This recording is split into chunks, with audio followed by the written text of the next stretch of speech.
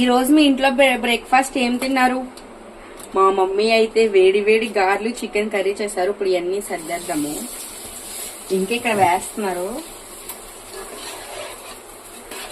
ఎక్కడ వేస్తావు chicken curry? ఇలా వేస్తున్నారు.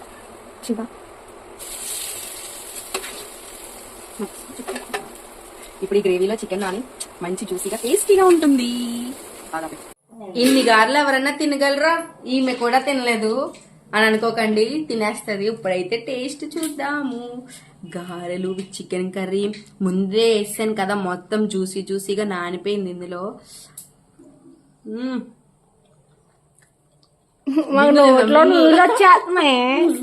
వింగు చికెన్ కర్రీలో మా మమ్మీని ఎవరు బీట్ చేయలేదు.